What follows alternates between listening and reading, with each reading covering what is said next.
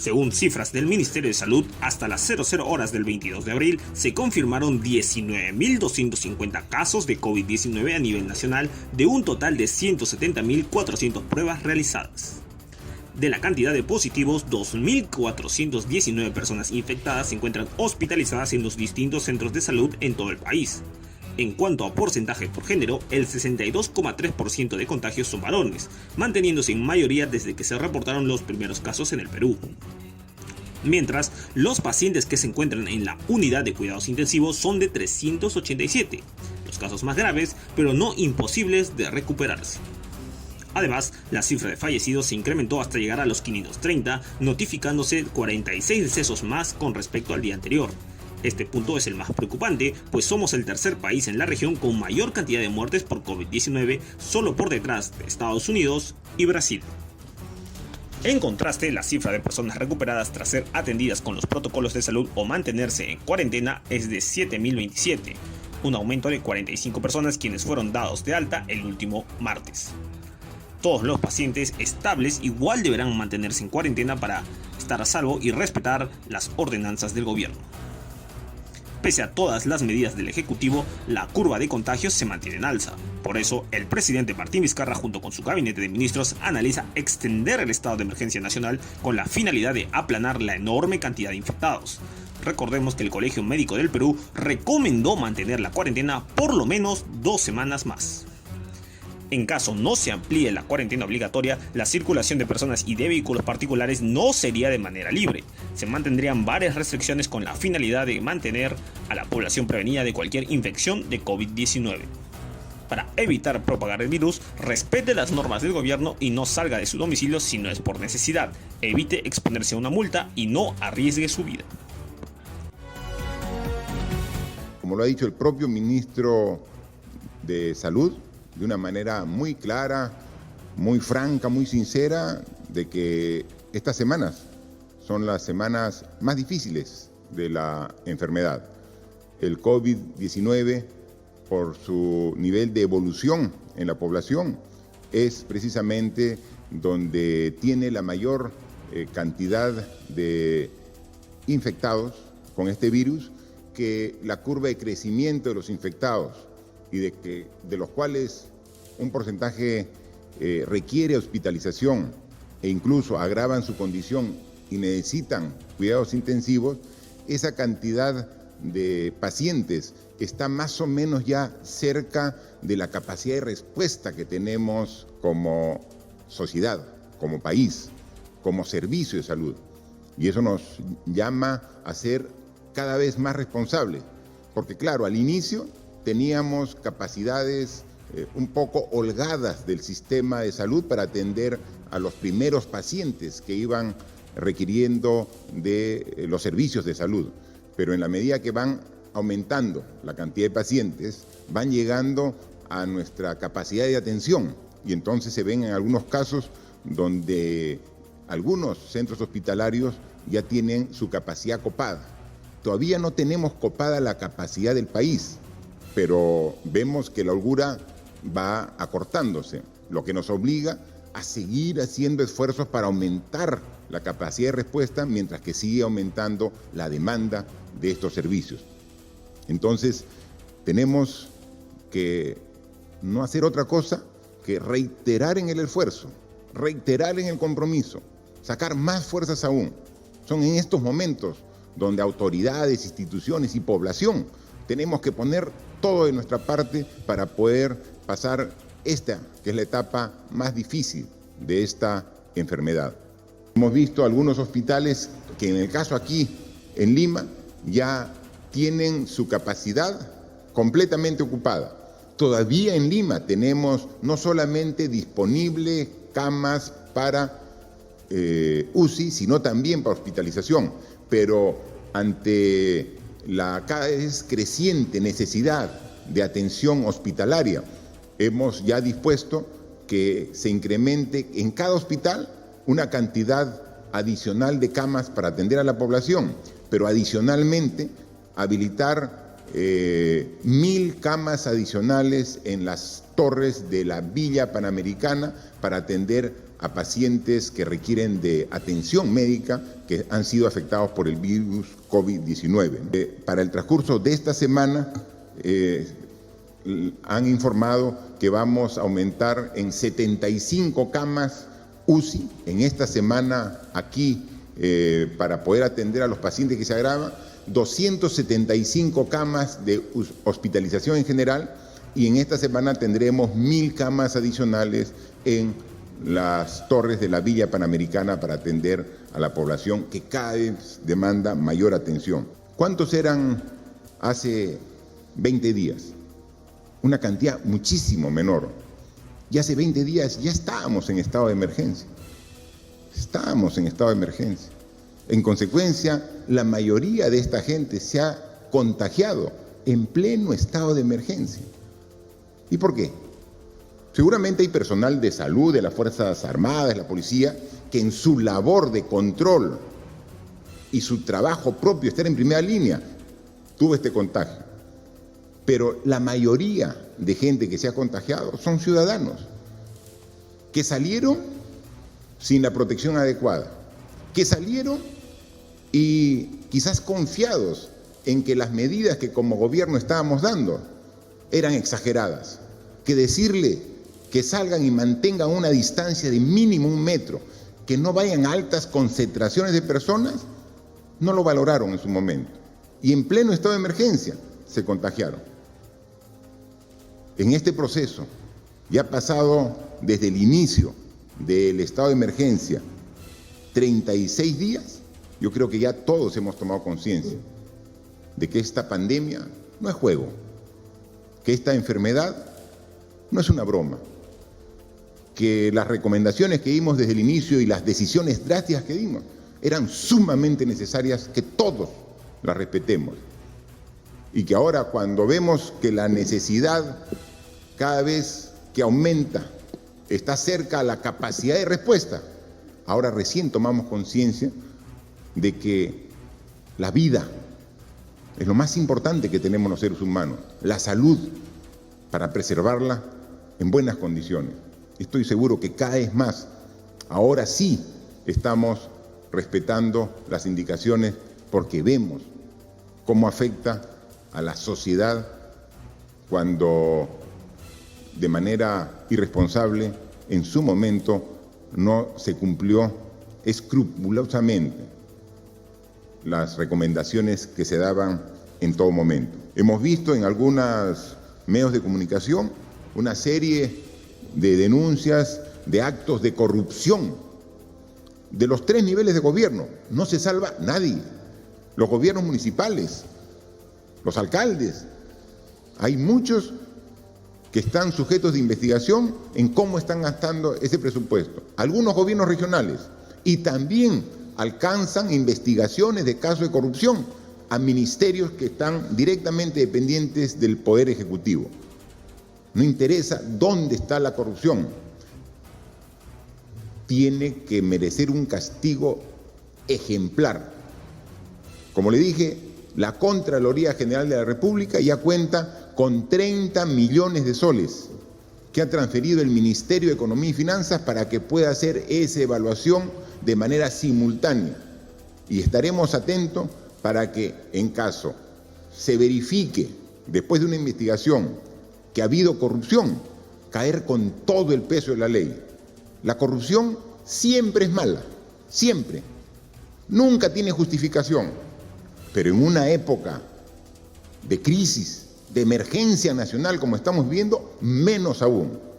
Así que la Contraloría y las propias autoridades vigilantes para que estos actos que ya se están saliendo algunos a la luz se verifiquen y que se reciba la sanción ejemplar que merecen esos malos peruanos que, aprovechándose de una emergencia, quieren sacar provecho propio personal de manera ilegal. Eso no lo vamos a permitir y vamos a dar el máximo esfuerzo para sancionar a los responsables. Hemos logrado por fin integrar toda la información en una sola plataforma. Miren, ¿cómo estaríamos como sistema de salud? Que para saber esta información teníamos que, a través del ministerio, llamar a cada hospital, llamar al ministro de Interior para que nos diga cómo está el hospital de la policía, llamar a la Presidenta de Salud para que nos diga cuál es la situación de los hospitales de salud, cómo está Rebagliati, cómo está Almenara, cómo está. Ahora es una sola plataforma donde tienen la obligación, bajo responsabilidad, los encargados, de reportar 2 veces al día la información que hemos solicitado. 7 de la mañana y 7 de la noche, porque obviamente la información es dinámica, ¿no? Hemos dicho la noticia sobre la buena noticia de que el sacerdote Luis Núñez del Prado superó la enfermedad. Eso es lo más resaltante, pero como una información complementaria, dejó su cama UCI. Entonces queda una cama disponible más que se suma a la disponibilidad y otros obviamente la usan. Entonces esto es dinámico y esta información 2 veces al día la actualiza el ministerio. Y tenemos, por ejemplo, se ha dicho que acá en Lima hay 61 camas disponibles. Básicamente las tiene ahorita disponibles los hospitales de salud, principalmente el Hospital Rebagliati y algunas clínicas privadas. Hoy estamos discutiendo en Consejo de Viceministros para más tarde tener en reunión de Consejo de Ministros una decisión para el intercambio prestacional, porque nosotros requerimos, en casos como el que estamos, que las camas UCI ya no es de tal establecimiento de salud, es del sistema para entregar a quien la necesita, al paciente que realmente la requiera. O sea, tenemos que dar, porque muchas veces un paciente va a un hospital y ese hospital no tiene disponibilidad, pero en la misma ciudad hay otro hospital que sí tiene. Y esta falta de información que no estaba integrada, como hoy día en esta reunión que estábamos con la jefa del Comando de Operaciones, la doctora Pilar Macetti, quien acompañaba al ministro de Salud, dijo: mire, presidente, esto lo hemos logrado después de 80 años, que cada institución de salud es una isla cerrada, que no da información, que privilegia para ellos información, cuando la salud es un bien social y que todos debemos compartir esta información. Perfecto, ahora tenemos la información. Hay algunos todavía temitas puntuales para terminar de ajustar, como algunas regiones que no han actualizado. Ahora que han visto que va a salir a nivel nacional el informe de cada una de sus regiones, estoy seguro que inmediatamente van a actualizarla, porque también van a tener la crítica propia de sus ciudadanos diciendo: ¿y qué pasó? ¿Por qué no está la región Ucayali y no ha actualizado? ¿No? Entonces, esa es la información y la juntamos a través de macroregiones también, porque hay veces hay una región que tiene recursos disponibles y la región vecina no tiene. Entonces también hay que ver cómo se complementa con un análisis macrorregional. Entonces hay que trabajar. Y cuando hablamos de camas UCI, es con ventilador mecánico. O sea, nosotros ahorita tenemos un estimado de un poco más de 900 camas UCI, pero solamente 525 están con su ventilador mecánico. No vamos a dar información falsa. Si no tiene ventilador mecánico, no la podemos considerar como cama UCI. Tiene todo lo demás, pero le falta el ventilador. Está en proceso de llegada las compras de los ventiladores mecánicos. Está adicionalmente, ya esta semana va a entregar los primeros ventiladores fabricados por la Marina de Guerra. Un esfuerzo de la empresa privada con la Universidad Católica también está trabajando en la fabricación. Entonces, en los próximos días vamos a tener un incremento de la capacidad de atención a través de UCI con los ventiladores que llegan. Tenemos camas, pero falta ventilador. Ahora tenemos 525 completas con equipamiento, pero lo más importante, con el personal de salud necesario. Entonces, vamos a seguir trabajando y vamos a dar esta información y vamos a poner de conocimiento público dónde están para que se pueda ser de acceso y poder dar el mejor uso de esta información para atender la salud y hacer el esfuerzo de salvar vidas. Y haremos el máximo esfuerzo, pero por más esfuerzo que haya, hay algún tipo de organismo que finalmente, por la edad avanzada o por las enfermedades previas que tenía, por el esfuerzo máximo que se haga, hay algunos casos que lamentablemente no se pueden recuperar de esta enfermedad. Entonces, a pesar de todo lo que se tiene, va a haber gente que lamentablemente va a perder la vida. Por eso, ¿cuál es la mejor forma de asegurar que no se va a perder la vida? Que no te contagies. O sea, la mejor forma es que no te contagies. Y esto que hace 36 días parecía que era un exceso, que era una exageración. ¿Te das cuenta que el esfuerzo no te contagies? Y si bien todos debemos hacer el esfuerzo de no contagiarnos, principalmente cuidar a los adultos mayores, principalmente cuidar a los que ya tienen una enfermedad, porque con esa enfermedad, con la edad, más el virus, ponemos en alto riesgo la vida de esa persona.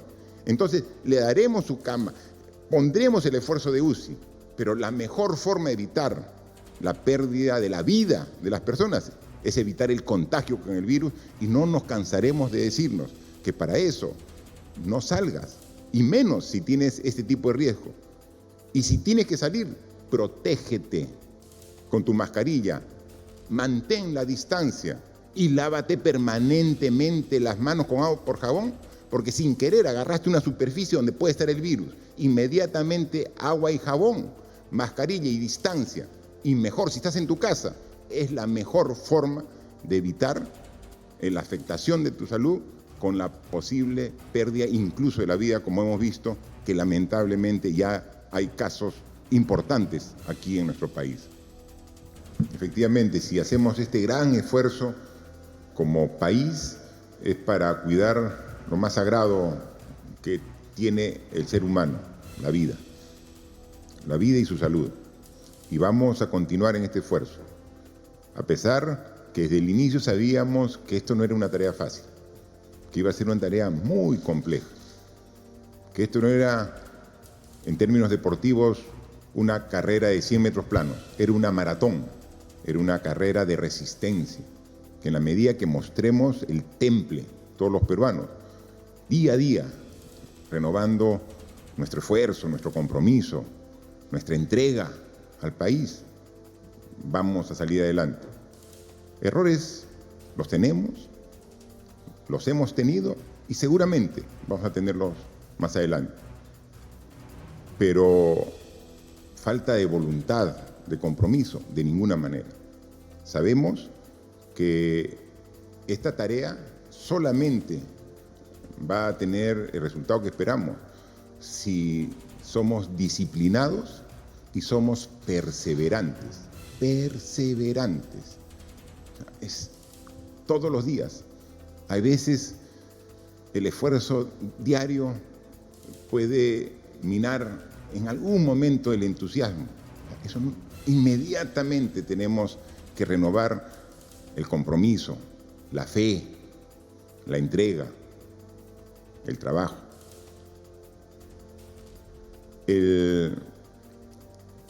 La enfermedad, la pandemia, tiene una serie de etapas, desde el contagio inicial, el caso asintomático. Me contagié, pero no siento nada. Qué bien por ti, pero puedes contagiar. Me contagié, pero parece una gripe simple. Qué bien por ti, porque eres parte del 85%. Pero hay un 15% importante de la población que se va a afectar y que va a tener que ir al hospital. Un hospital que, como ya sabíamos, tenía deficiencias. Antes del coronavirus no teníamos que esperar semanas o meses para tener una cama en un hospital. No era así. Ese es nuestro sistema de salud, que tenemos que cambiarlo. O sea, antes del coronavirus. Ahora estamos hablando 2.000 hospitalizados. Si antes, sin coronavirus, nos daban una cita en el hospital para dentro de 3 meses, o nos daban una cita para atención hospitalaria de acá a 45 días. Y sobre esa situación tan dramática que teníamos en el sistema de salud, que nos llevó a nombrar este año como el año de la universalización de la salud, porque teníamos que cambiar eso. O sea, antes de esta situación sabíamos que teníamos una situación mala en el sistema de salud y por eso dijimos, ya desde el año pasado, recuerden, ciudadanos, compatriotas, recuerden, tomamos medidas como vamos a hacer el acceso a los medicamentos a través de los medicamentos genéricos, a pesar que había una fuerte resistencia empresarial y un lobby político para no hacerlo, y lo hicimos. Y en los primeros meses, el primer trimestre del año, viene este virus, esta pandemia que complica las cosas, las hace más complejas. ¿Pero qué?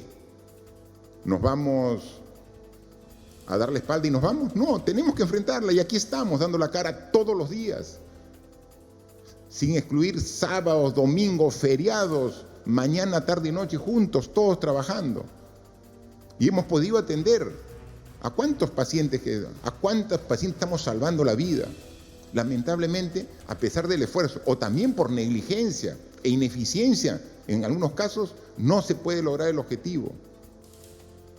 Pero por ese caso que no hemos logrado el objetivo, hay cientos y miles de casos que sí estamos atendiendo.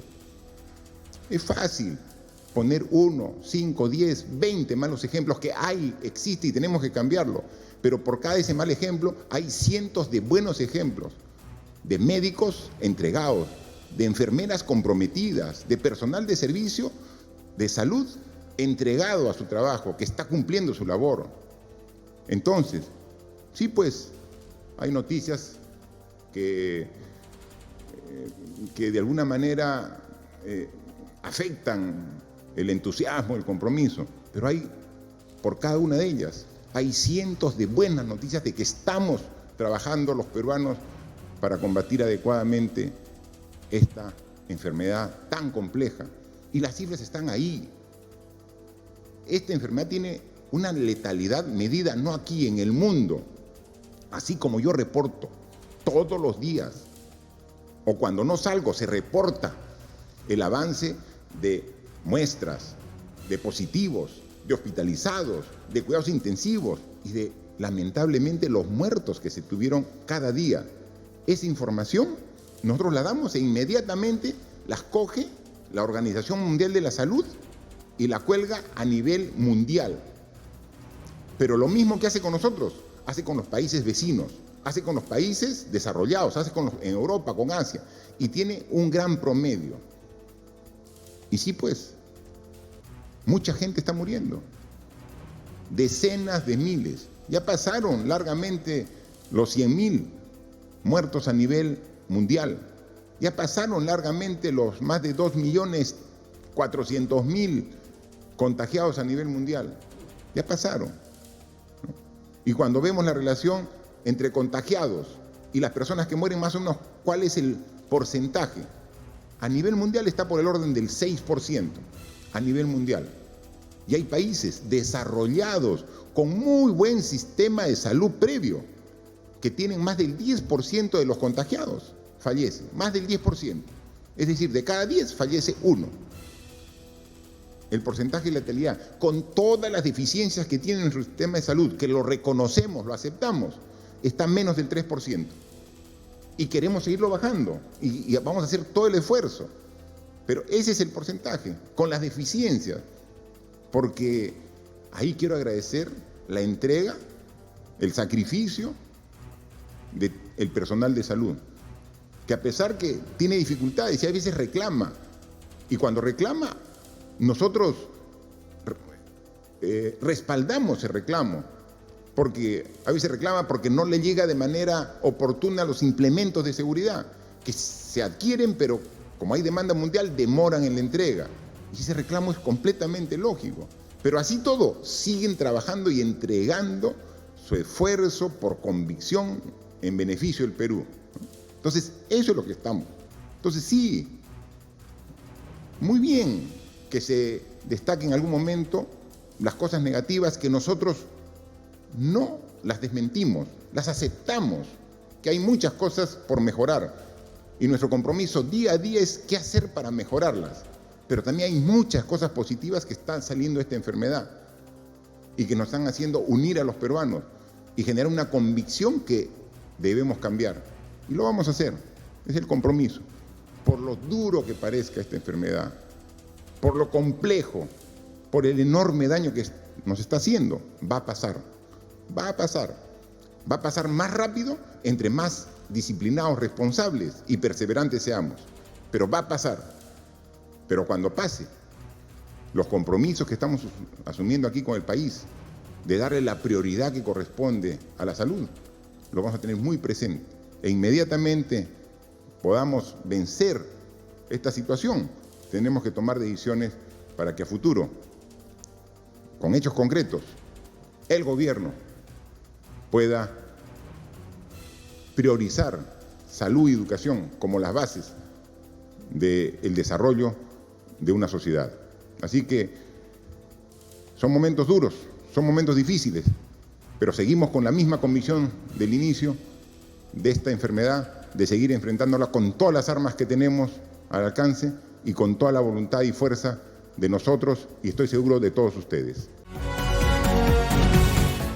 El virus se contagia a través de las personas, no hay otra forma. El virus, quien lo lleva son las personas. Si queremos que el virus no se mueva, tenemos que evitar que las personas se muevan, porque es el que lleva el virus de un lado a otro y es el que lleva de un organismo a otro organismo. Eso es lo que tenemos que evitar. Por eso es las medidas de inmovilización, por eso son las medidas de distanciamiento. Si lo logramos eso, tengan la seguridad que la enfermedad está no solamente bajo control, sino la podemos eliminar. Pero como el virus puede estar en la superficie, cada vez que agarro el micro, eso no sé cuánto, después agua con jabón. Si tengo alcohol a la mano, alcohol. Y hay cuantos compuestos que también lo combaten. O sea, higiene y distanciamiento. Si todos hicieran eso, no necesitamos hacer ninguna medida de emergencia, nada. Nada. Según el reporte yo tengo, es 39 ayer, pero yo tengo el reporte hoy día 41. No sé, yo tengo el reporte hoy día ya 41, ¿no? 20 en Hilo, 20 en Mariscal Nieto y ese caso, el de Sánchez Cerro, ¿no? Entonces, ¿cómo se sigue trasladando? 41 parece poquito, pero para una región con 180.000 habitantes y la forma como está ascendiendo, o sea, tenemos que tomar acciones solamente de evitar que se propague. O sea, no podemos tener en una región varias cabezas que tomen las decisiones. Si tenemos eso, no van a ser buenos resultados, ¿no? Aquí hay un liderazgo regional que tiene que ser respetado. Hay un comando operativo que toma las decisiones. Y en este caso, ya no hay que yo soy de salud, que yo soy MINSA, que yo soy policlínico de la policía. Todo es exactamente la capacidad de respuesta del Estado peruano ante esta enfermedad. O sea, tenemos que sumar esfuerzos. Hemos dicho que lo más importante es evitar las concentraciones de gente. Entonces, ¿y dónde sean las concentraciones de gente? ¿Dónde? En los mercados. Lo último que quisiera en una enfermedad, que finalmente llegue al extremo de que el paciente muere. Eso es lo que queremos. En el Perú, lamentablemente, ya tenemos más de 400 personas que han fallecido. Es una cantidad que nos duele a todos. Detrás de cada persona que muere, hay seres queridos que lloran su partida. Y si finalmente muere una persona de COVID, hay que seguir un protocolo. Pero es un protocolo simple para el manejo de esa persona que ha fallecido. Y eso lo voy a explicar con más detalle en un momento.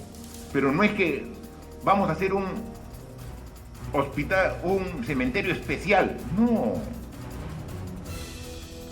La transmisión del virus son de seres humanos vivos. Cuando una persona muere, está horas nada más donde todavía puede transmitir el virus. Una vez que ya muere, lo voy a decir exactamente, son alrededor de 3, 4 horas, donde el virus ya también desaparece. Entonces, hay que tener cuidado y hay que dejar a los expertos que hagan el tratamiento de esto. No es una obligación cremar el cuerpo de una persona que ha fallecido. Estamos hablando en general porque tenemos que hacer esfuerzo de no llegar a esa situación acá. Pero como lo ha tratado el gobernador, entonces yo lo digo. Entonces tiene que haber un protocolo que esté establecido, está el profesional de la salud responsable, hay un procedimiento que no te genera ningún problema. O sea, no generemos mayor temor o pánico de temas que están ya completamente claros y definidos. Entonces, tenemos que evitar el contagio. Pero y si hay gente contagiada hay que hacerle seguimiento. Felizmente que aquí tenemos 41 personas en la región, 20 aquí en Moquegua. Sabemos exactamente dónde están los 20. Sabemos exactamente quiénes son sus familiares, quiénes son sus vecinos, todo esto. Esa es una labor que tenemos que hacer. O sea, no hay que estigmatizar a la persona que se contagió. Hay que verlo y hay que ayudarlo para que supere él su problema, pero que no contagie más, y para eso hay que hacer un seguimiento. De los 41 casos, establece que 38 están en su casa y 3 están hospitalizados. Los que están hospitalizados están en manos de profesionales. Lo que hay que hacer seguimiento es a los 38 que están en su casa, para evitar que sigan contagiando, ¿no? Eso es. A veces nos preocupamos solamente en los que están en el hospital y no le prestamos la atención a los que están en casa.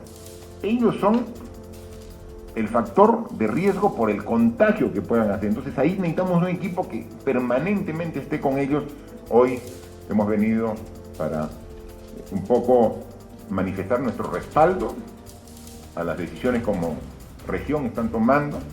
Ayer han formado el comando operativo. Este comando operativo tiene que tomar las decisiones de carácter general y tiene que articular con todos, y lo que requiera está conectado con el comando nacional, ¿no? ¿Cómo están? Buen día, Sí, ¿cómo están? Manteniendo la distancia, yo hablo fuerte, así que no se preocupen. Sí, ahorita se está los dos ministros yendo para ver precisamente el hospital de contingencia, como este planteamiento que hace el comando de operaciones de la región Moquegua para usarlo para personas que requieran hospitalización luego que tengan el virus. En este caso, hasta la fecha, tal como hemos visto, solamente hay 3 personas de las 41 que requieren hospitalización y según el reporte no tienen ninguna complicación, pero siempre hay que prever. Vamos a verlo, así que... Presidente, ¿se va a ampliar la cuarentena?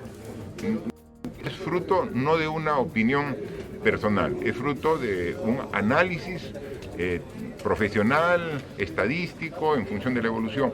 Eso lo vemos y lo evaluamos permanentemente. Presidente, ¿cuántas pruebas han llegado para la ciudad de Moquegua, presidente? Me parece que son un poco más de 900. El dato lo tiene exactamente el ministro de Salud y estamos ahora trayendo cada vez una mayor cantidad de lotes de pruebas importadas desde China hacia el Perú. Conforme va llegando más, vamos distribuyendo a todas las regiones del país, manteniendo la proporcionalidad también en cuanto a la población. ¿Las empresas mineras deberían apoyar a este tema de las compras rápidas moleculares, presidente, en favor de Angloamérica? Definitivamente, porque una vez que recuperemos el inicio de las actividades económicas productivas, uno de los requisitos que va a ser para que las empresas puedan hacer sus trabajos es que tienen que hacer un control permanente de sus trabajadores a través de estas pruebas. Entonces, para que si alguna actividad quiere retomar sus acciones, su trabajo,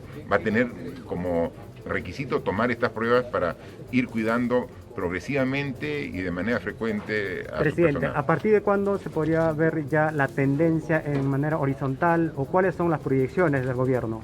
Lo que manifestó el ministro de Salud, que está pensando que el pico esta suba que tiene la evolución estaría por el orden del día 26 de este mes. Así que esperemos. Hoy hay sesión de Consejo de Ministros. ¿Es probable que se defina hoy la cuarentena? Hoy día no es un tema pero una recomendación. Presidente, el tema del mapa color, ¿cómo se está manejando el mapa color a nivel nacional, presidente? No, estamos trabajando en todos los aspectos de la evolución de la enfermedad, como también en función de la población y en función de la cantidad de contagios, de la evolución del número de contagios, se va determinando en el país las diferentes regiones y se le van dando diferentes tonalidades en cuanto van incrementando más su número de contagios. El último fin de semana, el presidente del Consejo de Ministros, Vicente Ceballos, adelantó que el Ejecutivo analiza la posibilidad de extender la cuarentena nacional obligatoria en todo el país como medida para evitar mayores contagios de COVID-19, que ya suma más de 19.000 casos a nivel nacional. Desde esa fecha, diversos especialistas brindaron diferentes opiniones. Algunos señalaron la importancia de que ciertos sectores retomen actividades para no perjudicar a la economía, mientras que otros señalaron que sería un riesgo levantar el aislamiento social porque podría generar un rebrote del nuevo coronavirus en diferentes poblaciones. En ese sentido, el Colegio Médico del Perú recomendó al presidente Martín Vizcarra que extienda la cuarentena obligatoria por 2 semanas más. Ellos argumentan que todavía no se presentan las condiciones necesarias para la libre circulación. Solicitamos al presidente de la República y al ministro de Salud que consideren la ampliación de la cuarentena cuando menos 2 semanas adicionales por estrictas razones sanitarias, advirtiendo que el levantamiento de esta medida en pleno incremento de casos puede traer consigo un gran costo social, especialmente a las poblaciones más vulnerables. Asimismo, exhortamos a implementar nuevas estrategias efectivas, ampliando la base social para el control de la pandemia. El Colegio Médico señala que pese a la inmovilización social obligatoria, igual se registró un alza considerable en el número de infectados, lo que evidencia las falencias en las medidas dispuestas por el gobierno. Pidió modificar las normativas en caso se incremente el periodo de estado de emergencia nacional y de ese modo evitar la propagación del virus en mayores poblaciones. Se requiere de inmediato, además de intensificar las medidas de aislamiento ya establecidas, implementar estrategias efectivas y de alto impacto como el cerco comunitario georreferenciado de casos positivos, así como mejorar la capacidad de alerta-respuesta para la identificación e intervención oportuna de los casos. En su comunicado, el colegio reconoce la sacrificada labor del personal médico a nivel nacional, quienes incluso con equipos precarios enfrentan la pandemia en nuestro país. De igual modo, felicita el trabajo de las Fuerzas Armadas y Policía Nacional por patrullar y garantizar el cumplimiento de la cuarentena. Recordemos que actualmente en el Perú se registran más de 19.000 casos confirmados de COVID-19 y la cifra de fallecidos supera los 500. Somos el tercer país más afectado en la región, solo por detrás de Estados Unidos y Brasil. La cuarentena nacional tiene como fecha final este domingo 26 de abril. Sin embargo, actualmente el presidente Martín Vizcarra junto con su gabinete de ministros analizan la posibilidad de extenderlo o de levantarlo, aunque con medidas restrictivas para evitar mayores contagios. Las discusiones son alrededor, por supuesto, de la situación que estamos viviendo. Analizamos los datos cotidianamente. No es solamente los datos de salud, sino los otros datos que tienen que ver con el aparato productivo, el laboral, la parte educativa, cómo se están implementando además los programas sociales, cómo está desarrollándose la actividad del Ministerio de Educación a través de la educación a distancia. Son una multiplicidad de escenarios que se van construyendo y no es un proceso fácil, digamos, porque todos tenemos diferentes perspectivas. Es muy enriquecedor, es muy retador. Sin embargo, decisiones todavía no se han tomado. Lo que el presidente ha dicho y ha adelantado en algunas actividades, su opinión y la opinión que compartimos en el Consejo de Ministros es, por ejemplo, las actividades educativas, ¿no? Las actividades educativas, por su altísimo nivel de contacto entre niño y niño, no van a ser posibles ponerlas en marcha inmediatamente. No solamente por el contacto de los niños, sino por el pase de cosas, el lápiz, el borrador, la plastilina, la lonchera, la pelota, etc. Eso no es posible que podamos controlarlo de una manera tal que impida la transmisión del virus. Entonces esa actividad probablemente no se va a reanudar prontamente. No lo sabemos si es todo el año o no, porque esas son cosas que evaluamos todos los días, pero ciertamente no va a ser una actividad que de inicio se va a reiniciar. Lo principal acá es retomar el mensaje central. Este virus es muy contagioso y salta de persona a persona por razón de que están juntas, por la saliva y por darse la mano y por el contacto. Entonces cualquier actividad que tenga que regresar a la normalidad, entre comillas, tendrá que tomar previsiones para que ese contacto no se dé.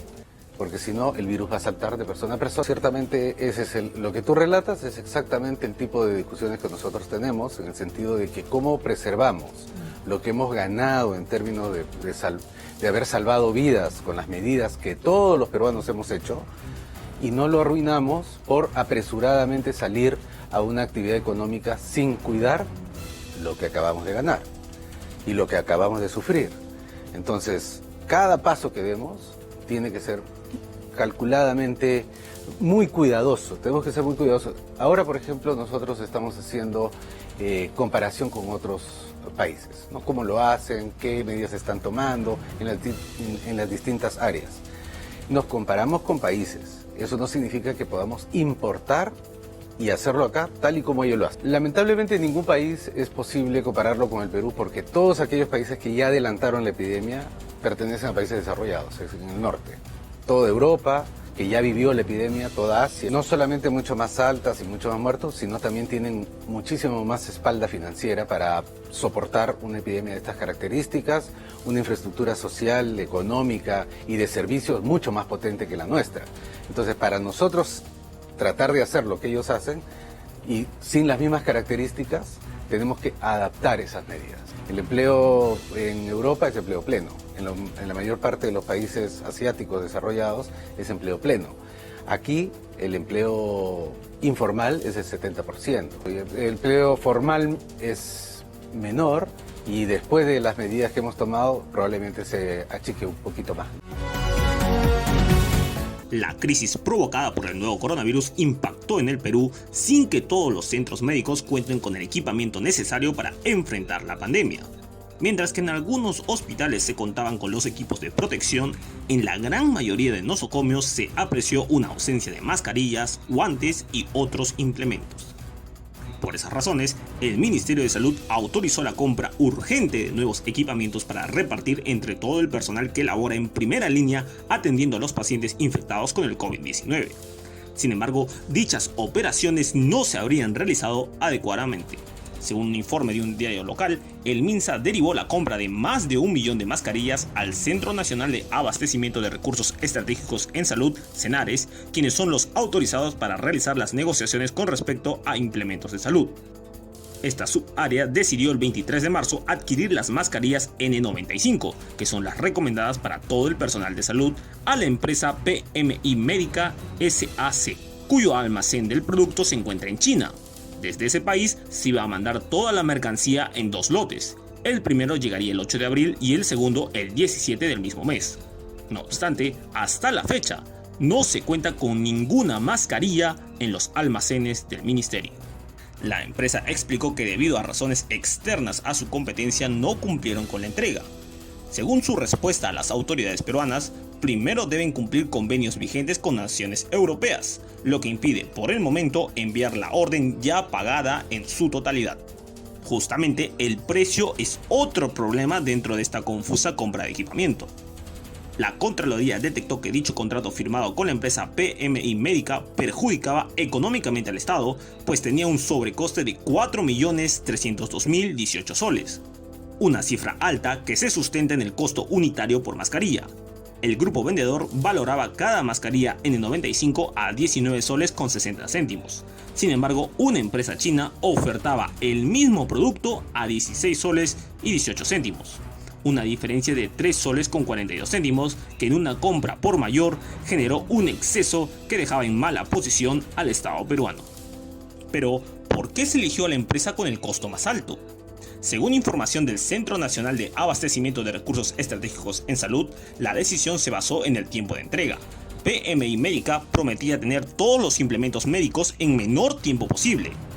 Sin embargo, como podemos confirmar, la mencionada entrega no se realizó en los plazos acordados y hasta el momento tampoco se cumple. Nosotros hicimos una compra muy grande de N95 y estábamos muy esperanzados en que llegara a nuestros almacenes, y el proveedor el 8 de abril nos nos informa que no va a entregar lo que ellos habían firmado contractualmente con nosotros. Se les avisa y nos vuelven a informar de que no van a entregar, no van a cumplir con el contrato que han firmado con el país. Bueno, lamentablemente los juicios que vendrán después no van a salvar ninguna vida. Nosotros también estamos muy golpeados por un contrato que había sido hecho de buena fe entre el gobierno peruano y una empresa proveedora y que nos dejan en el aire. Obviamente nosotros hemos estado y se hemos comunicado al personal médico que estamos planteando otras opciones, ¿no? Estamos en diálogo permanente con los distintos cuerpos médicos, distintos directivos de los hospitales para buscar otras soluciones. Nosotros no vamos a ver el tema legal, vamos a tratar de darle una solución. Hemos decidido resolver el contrato para nosotros poder buscar otras alternativas mientras ejecutamos nuestro plan adicional. Porque, claro, es un mercado que se viene cerrando y muy rápidamente o es muy violento en términos de intermediarios, nosotros tenemos que buscar otras soluciones. Donantes, otras compras, mecanismos alternativos, y lo hemos hecho en todas las áreas. Este problema parece no tener una solución clara y que deja las cosas como estaban, sin mascarillas N95 para prevenir al personal de salud de contagios. El colapso del sistema de salud cada vez es más evidente a causa del incremento de contagios del coronavirus y las denuncias de los peruanos ante la falta de atención no acaban. En el hospital Luis Negreiro en el Callao, una mujer junto a su hijo suplicó ser atendida, debido a que al parecer sería portadora del COVID-19. Sin embargo, al ser ignorada su petición, se observa en estas imágenes cómo la desesperación de su hijo se apodera de él y comienza a trepar con rapidez las rejas del hospital, hasta que logra ingresar para convencer al vigilante que le abra la puerta para que su madre pudiera ser atendida. Finalmente la mujer entra al centro médico, pero se desconoce si fue atendida de inmediato ante la gran cantidad de personas que son asistidas por esta enfermedad. A esto se suma el temor de cerca de 800 familias del conjunto habitacional Santa Rosa, quienes denuncian que los posibles contagiados y sus acompañantes no respetan el orden ni las mínimas reglas de salubridad y dejan todo tipo de desperdicios en las calles. La exministra de Salud, Zulema Tomás, superó al temible coronavirus en su domicilio. Afortunadamente no tuvo la necesidad de ir a un centro de salud. Aseguró que una de las medidas claves para su recuperación fue optar por una dieta rica en proteínas y reposo absoluto. La ex titular del MINSA destacó que antes de ser diagnosticada no presentó tos ni fiebre, sino dolor de cabeza y de garganta, y en su caso no sentía olores ni sabores, por lo que precisamente fueron estos últimos síntomas los que la llevaron a realizarse la prueba, la cual arrojó positivo. Yo no presenté tos ni fiebre, presenté dolor de garganta, presenté dolor de cabeza y sí. Lo que me sorprendió mucho fue la falta de olor y sabor. Y es a raíz de esta sintomatología que efectivamente me hago el examen, ¿no? Porque ya la clínica, por los reportes que recibíamos, se señalaba que uno de los síntomas era falta de olor. Y es por eso que me hago la prueba, me dan la prueba y el resultado y me dicen que es positivo, más aún teniendo y el conocimiento en su momento, recién era 3 meses que teníamos este virus, hoy tenemos 140 días de conocimiento de este virus y todos los reportes acerca de la letalidad, la mortalidad y la enfermedad que produce es como un shock, es angustiante, es ansioso, pero no por uno mismo, sino por los entornos con quien nosotros hemos sociabilizado. En este sentido, Tomás recomendó a las personas que creen que son portadores del COVID-19 a que no esperen tener los resultados, sino al contrario, tomar las medidas de prevención de inmediato y así evitar contagios. Quiero hacer una recomendación importantísima.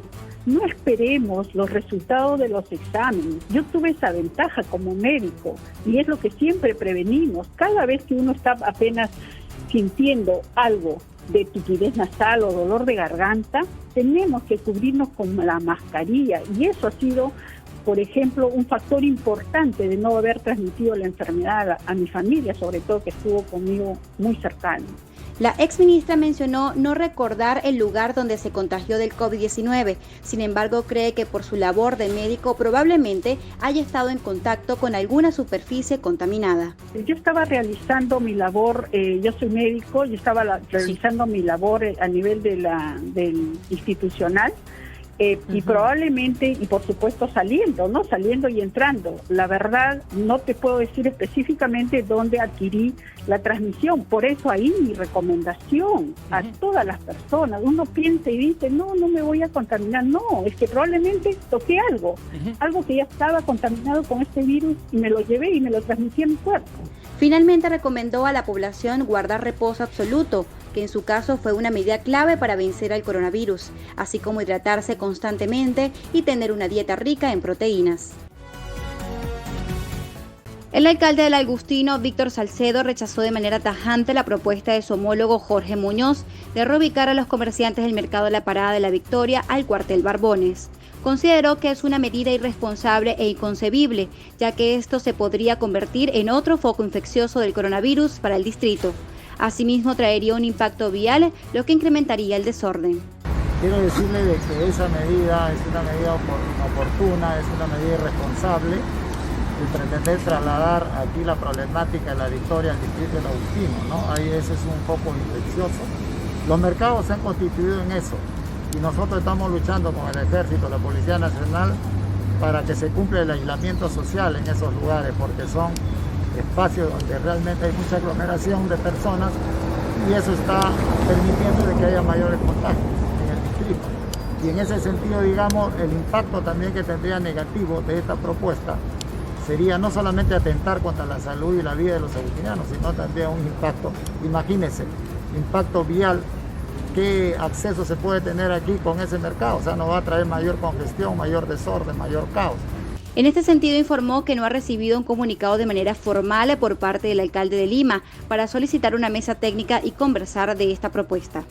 Formalmente ni informalmente se ha comunicado con nosotros el alcalde de Lima. Como siempre, es su estilo.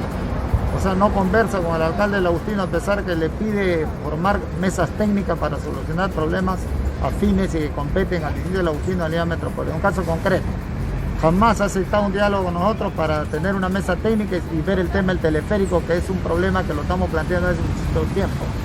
Asimismo, el alcalde Salcedo aseguró que en caso de concretarse el traslado de los comerciantes al cuartel de Barbones, no le emitirá la licencia de funcionamiento a ese mercado, ya que son la autoridad encargada de validar estas actividades en su jurisdicción. El alcalde Muñoz está bastante equivocado. Aquí existe un cuartel, tiene una comandancia, existe una municipalidad con quienes se debe coordinar. Desde antemano le digo yo, uno, por el tema de la vida y la salud de los agustinianos no lo vamos a aceptar. Dos, no le vamos a dar licencia de funcionamiento porque nosotros somos la autoridad para dar licencia de funcionamiento para ese tipo de actividades, que lo único que van a hacer en esta época de crisis sanitaria es empeorar la salud de los agustinianos. Por otro lado, el impacto vial, o sea, de una manera sin plan, de manera espontánea, facilista, hacer una propuesta. Un alcalde, antes de hacer una declaración, tiene que saber medir las consecuencias de esa declaración. De ninguna manera vamos a aceptar esa propuesta y invoco al alcalde Muñoz que de una vez por todas deje ya esa idea de ese traslado. Y si quiere trasladar, nosotros vamos a apoyar con todo nuestro equipo logístico para trasladar ese mercado a un espacio grande que él tiene en el Migrante. Es un espacio grande donde también el alcalde Forsyth está de acuerdo. Yo también ayudaría, le invoco acá al alcalde Muñoz que ya puede de una vez por todas de soluciones efectivistas para esta problemática y no traslade la problemática que existe ya allí como un potencial foco infeccioso, lo traslade el Agustino. Jamás vamos a aceptar eso y además nos dice que es temporal, que vaya temporalmente allá y él puede tener todas las atribuciones para poder en su momento ordenar ese lugar.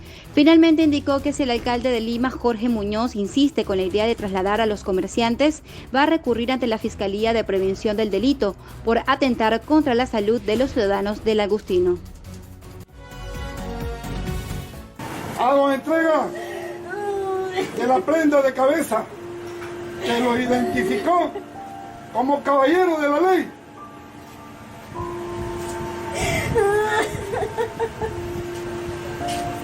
Honor y gloria a nuestro héroe su oficial de tercera, Policía Nacional del Perú, Jonathan Giancarlo Chipana Navarro. Con tristeza y profundamente conmovida, una madre de familia recibió la urna con los restos mortales de su hijo, un policía encargado del patrullaje durante el estado de emergencia nacional en la región Piura, quien, sin embargo, falleció producto del COVID-19. Encabezando la comitiva fúnebre de la institución policial se encontraba el jefe de la macrorregión policial Piura, el general Eswin Manay, quien entregó las cenizas del suboficial junto con la bandera nacional y su prenda de cabeza, como señala el protocolo. Una lamentable pérdida que enluta el arduo trabajo de los agentes a nivel nacional por controlar a la población y pedir que no salgan de sus domicilios. Hago entrega de sus restos en este simbólico acto.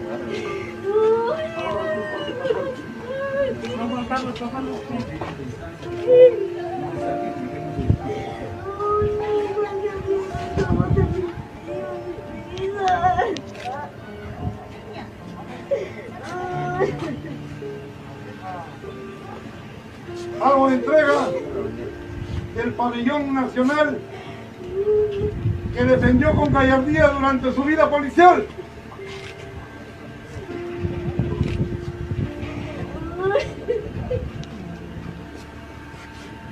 Hago entrega de la prenda de cabeza que lo identificó como caballero de la ley.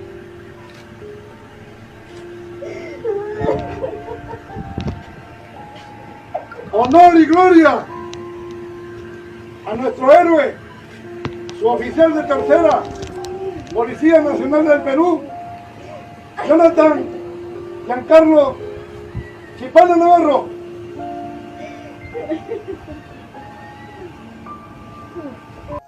Previamente, los restos del fallecido efectivo fueron paseados por diferentes zonas de la ciudad, en donde recibió aplausos por diferentes vecinos que reconocen la labor de la policía durante la cuarentena obligatoria.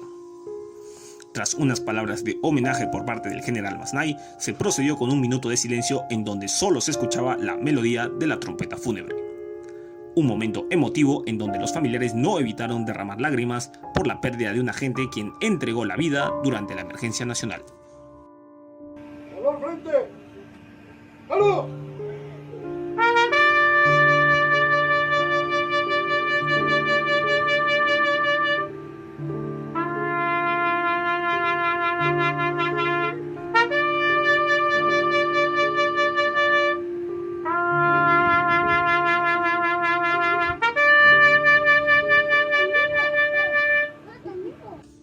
El mencionado suboficial falleció el último domingo, 2 días después de presentar los síntomas del COVID-19 como tos y fiebre alta.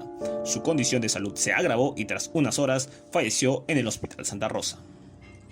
Desde que comenzó la inmovilización social obligatoria a nivel nacional, la policía y las Fuerzas Armadas patrullan por las calles de todo el país para prevenir mayores contagios y dispersar grandes acumulaciones de la población. Sin embargo, eso los expone a contagios del nuevo coronavirus. Según información brindada por el comandante general de la policía, José Luis Lavalle, actualmente hay más de 1000 efectivos contagiados con el COVID-19, por lo que es necesario realizar más pruebas de descarte para evitar más bajas como las del suboficial piurano.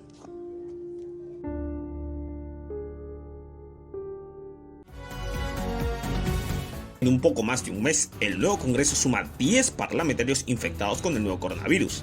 El último caso reportado es del legislador Orestes Sánchez de Podemos Perú, cuya bancada política es la que presenta mayor contagiados con un total de 6 integrantes infectados. Este miércoles, la hija de Sánchez afirmó que su padre se encuentra hospitalizado en la clínica Ricardo Palma y se encuentra delicado de salud. El congresista se realizó una prueba rápida, la cual salió negativa, pero ante el aumento de casos entre sus colegas y la presencia de síntomas, pidió que se le examine con el hisopado, el cual salió positivo. Tras informar sobre el estado de su progenitor, su familiar pidió que eleven oraciones a favor del parlamentario, además que recordó a la población no salir de sus casas para evitar mayores contagios de COVID-19. Orestes Sánchez fue tendencia en redes sociales cuando en pleno debate de candidatos al Congreso se arrodilló para anunciar una plegaria religiosa. Su acto fue muy criticado por usuarios de internet, aunque fue defendido por grupos cristianos.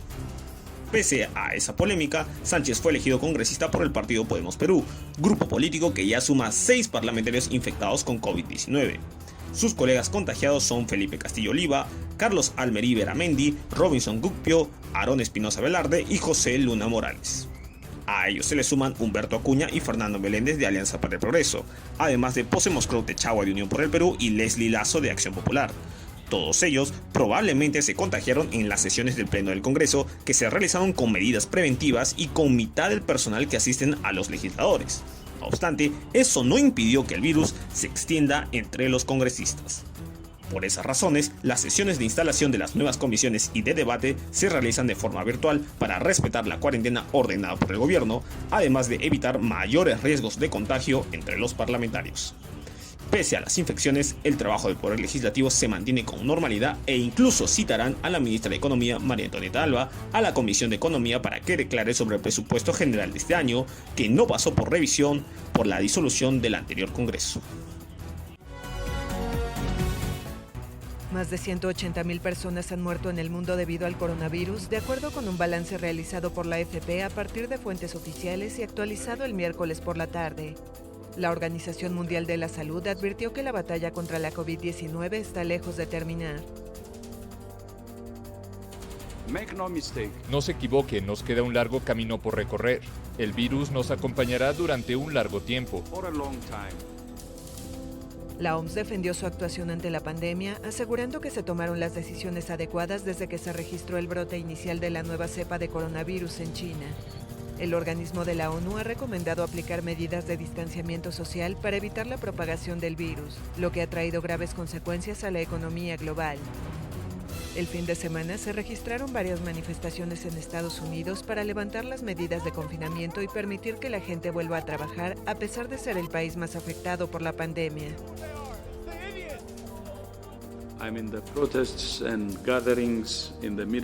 Las protestas y concentraciones en medio de la pandemia no ayudarán, solo alimentarán el brote. Debemos usar varias formas de comunicación con nuestros ciudadanos. Sabemos cómo comunicar y ayudarles a entender.